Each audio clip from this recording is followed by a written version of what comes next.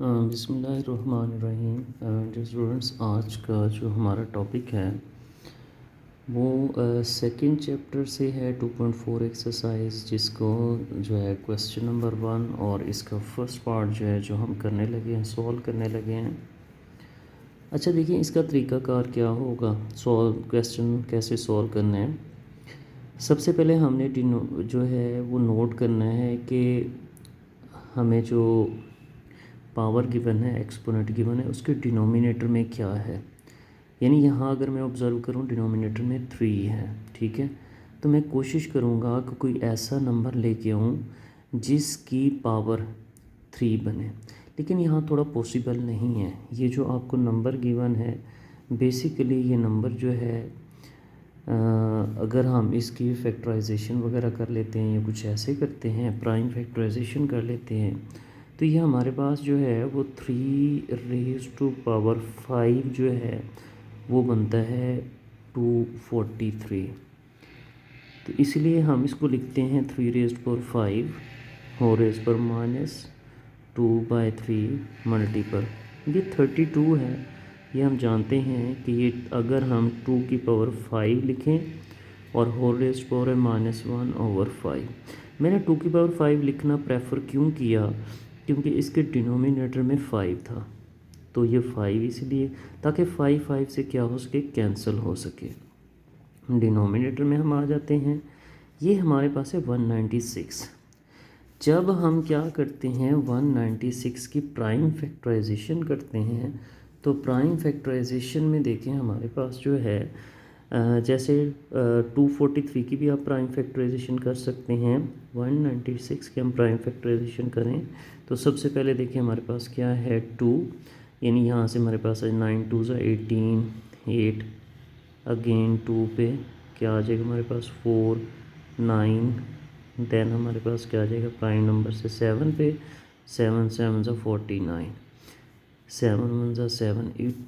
इसका मतलब ये हुआ कि हम यहाँ लिखेंगे या तो 14 की पावर 2 लिखते, या फिर हम लिख सकते हैं 2 raised to power 2 and 7 raised to power 2, और होल रेज़ टू पावर क्या है -1 है, और 7 अंडर रूट भी मौजूद है।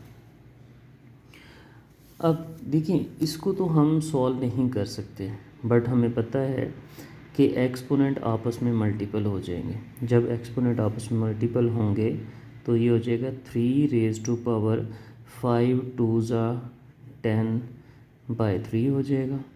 अगर हम इसको ऑब्ज़र्व करें तो 2 इसको हम मल्टीपल करते हैं, अगर इसके साथ अगर मैं इसको ऐसे लिख दूँ -1/5 ताकि 5 से कट जाए। डिनोमिनेटर में हम आ जाते हैं। डिनोमिनेटर में जब हम यहाँ अंडर रूट ख़त्म करते हैं तो ये क्या बनता है 2 raised to power 2, 7 raised to power 2 whole raise to power -1/2। क्योंकि हम जानते हैं कि अंडर रूट की जो वैल्यू होती है वो 1/2 होती है, तो जब हम अंडर रूट रिमूव करेंगे तो ये -1 ऑलरेडी था, तो -1 जो है मल्टीपल होगा -1/2 के साथ। फर्दर देखें, ये तो सिंप्लीफाई हो नहीं पाएगा, लेकिन ये कट गया, यानी हमारे पास यहाँ से वैल्यूज़ आ जाएगी 3 raised to power -10/3 multiple 2 raised to power-1।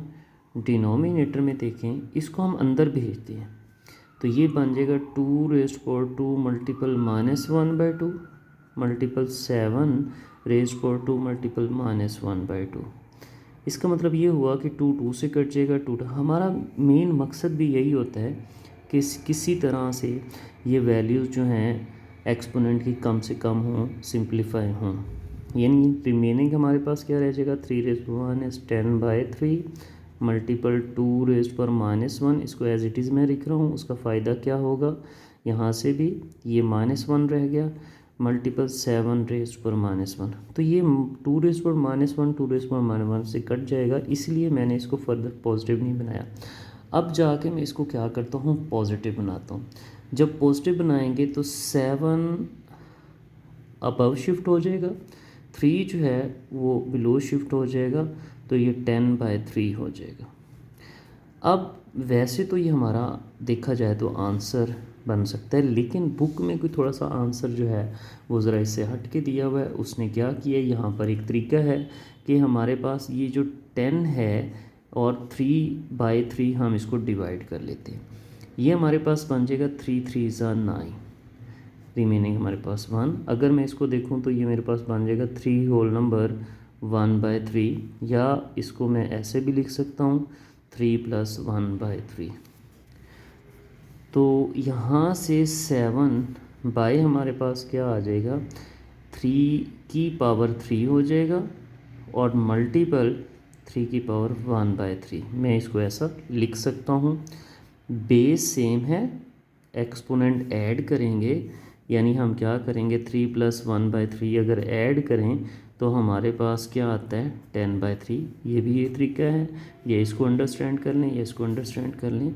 ये हमने इसलिए किया कि हम अकॉर्डिंग टू बुक आंसर लाना चाह रहे हैं।